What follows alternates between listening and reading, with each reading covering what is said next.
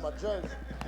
All right, let's turn to the book of Kings, 1 King, chapter 3, verse number 9, reading from the NIV.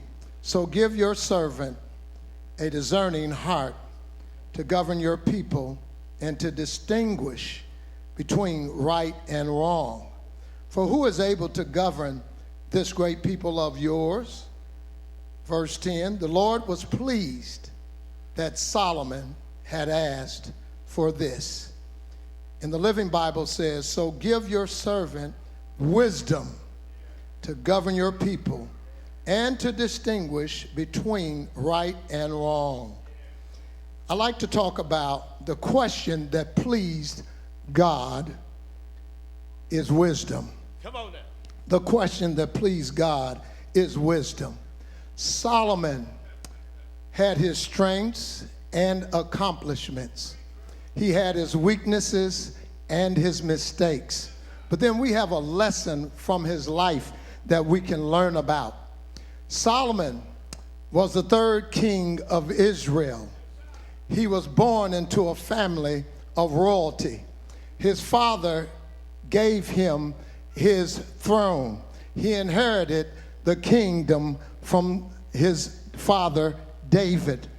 Solomon, he also was a great writer, song composer. He wrote the Song of Songs. He wrote the book of Proverbs. He wrote a few Psalms. Solomon also wrote Ecclesiastes. But he had his weaknesses just like you and I. Right. He made some mistakes along the way. Come on now. He had 700 wives, 300 concubines. I'm still trying to master one wife. Amen. He had 700, 300 concubines.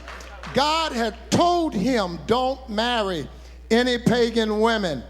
Don't marry outside of your race, your people. But he disobeyed God. And so we have a lesson from his life that we can learn. The lesson is he finally got his act together. He repented late in his life. He also discovered that effective leadership can be nullified by an ineffective personal lifestyle. But everything that Solomon did not ask God for, it's as if he used reverse psychology on God. The Bible says that Solomon did not ask for wealth. He did not ask for fame or fortune. But one thing he asked for, and that is wisdom. Yeah. Solomon found out that wisdom was very, very precious. There are two types of wisdom. There is a wisdom that the world gives. All right. Then there is a wisdom that only comes from God. Worldly wisdom somehow ignores God and his parameters and his boundaries that he has set between right and wrong. There's a difference between male and female. There's a difference between love and hate. There is a difference. And so godly wisdom somehow succeeds all of the worldly wisdom. Godly wisdom establishes peaceful relationships. Godly wisdom helps you and I to make objective decisions.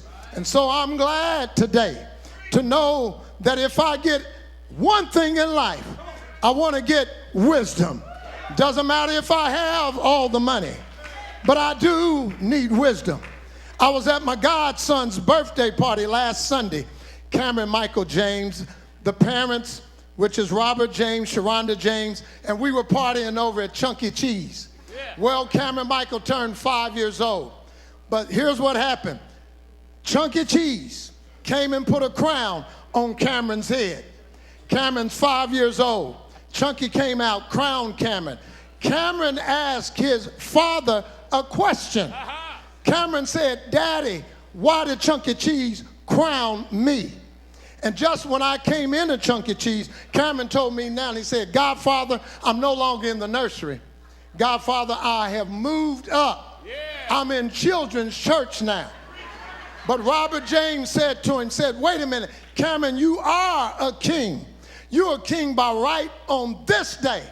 Chunky Cheese has crowned you king. But somehow God has imparted some wisdom in little Cameron Michael James, because Cameron told his daddy, no, no, no, daddy, God is the king. And so Cameron, Robert said to him, look, Cameron, he said, you are right.